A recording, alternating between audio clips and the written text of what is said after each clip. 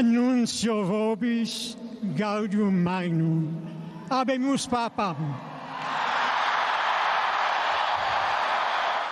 Num dia como hoje, em 13 de março de 2013, a fumaça branca apareceu na chaminé do Vaticano. Estava então eleito o cardeal Jorge Mário Bergoglio, o Papa Francisco. Então, nesses 10 anos que se completam hoje do seu pontificado, também enquanto renovação carismática, o seu pontificado impacta bastante o movimento e a corrente de graça.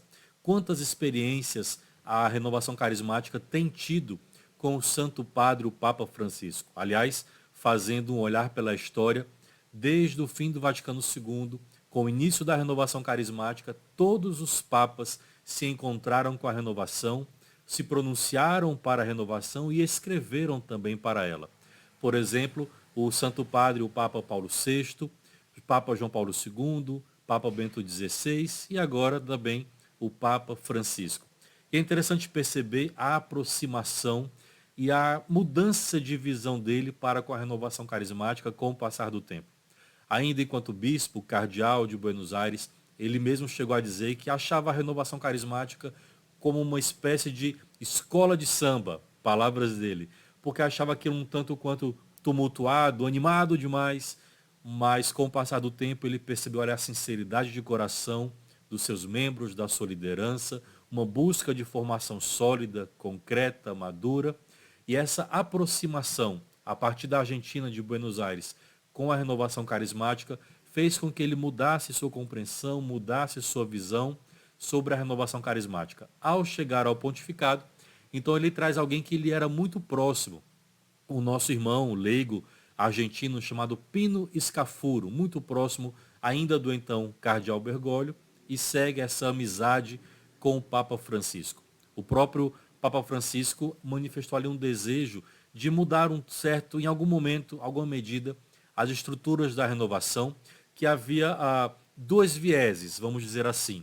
Um pastoreio e liderança para os grupos de oração, a renovação carismática propriamente enquanto movimento, e um outro viés, os frutos da renovação carismática que geraram as chamadas novas comunidades. Então nós tínhamos ali duas instituições, dois institutos para essas realidades. Tínhamos ali a Catholic Fraternity, a Fraternidade Católica, e tínhamos o ICRIS, ambas com sede ali, com uma sala no Vaticano. Então era um desejo do Santo Padre, já desde o começo do seu pontificado, a olhar paternal e carinhoso para com a renovação, unir essas duas realidades, o que acabou sendo chamado de serviço único. E aí, dos debates, diálogos, ponderações que foram feitos no correr dos anos, chegou-se a uma nova instituição que seria de fato esse único serviço que a partir do Pentecostes de 2019, nós chamamos então de CARES. Esse serviço, portanto, para moderar, para pastorear, para dialogar com todas as expressões carismáticas, tanto no viés das novas comunidades, como também dos grupos de oração. Portanto, a corrente de graça da renovação carismática. E essa expressão o Papa Francisco começou a resgatar logo no começo do seu pontificado, resgatando a fala do nosso querido, do pai para a renovação carismática, o cardeal Sunes, Leon Joseph Sunes, cardeal belga, que depois aqui a gente fala sobre ele, que tem uma participação capital no desenvolvimento e na inserção da renovação carismática no coração da igreja, na hierarquia da igreja. Então, o entendimento do Papa Francisco sobre o que é a renovação carismática e, sobretudo, nesse resgate da expressão corrente de graça, ele traz muito do pensamento do cardeal Sunes, que já tratava e chamava a renovação de corrente de graça.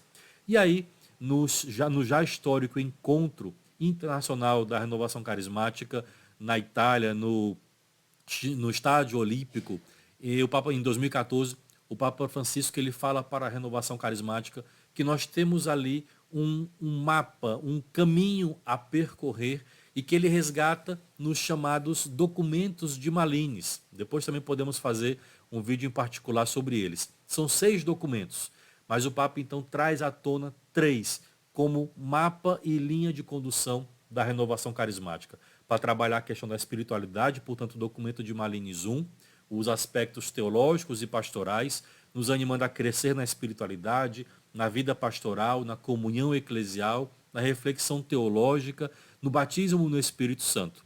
O documento de Malines III, que é o que o cardeal Sunes escreveu com Dom Helder Câmara, em que fala sobre renovação carismática e serviço ao homem. Portanto, o aspecto da caridade, o aspecto da promoção humana, do trabalho com os pobres. É uma outra linha de trabalho e serviço que o Papa Francisco resgata e chama a atenção, né, chama ao vigor para que a renovação carismática se preocupe. E, finalmente, o documento de Malines II, que fala sobre renovação carismática e ecumenismo, que inclusive o ecumenismo é uma raiz, uma característica nascente da própria renovação carismática, o diálogo ecumênico. Portanto, em 2014, o Papa Francisco dá à renovação carismática uma linha programática de ação.